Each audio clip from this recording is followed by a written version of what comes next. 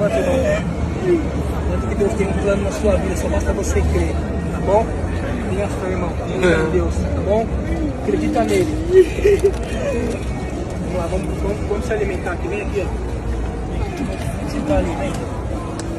Vem aqui, levanta. Vamos levantar, irmão. Tudo aquilo que foi perdido, meu Deus, em nome de Jesus Cristo, meu Pai, eu te peço pelo teu nome, Senhor, em nome do Senhor eu entrego nas tuas mãos, para que o Senhor venha fazer o seu querer, para que o Senhor venha fazer a sua obra, em nome de Jesus.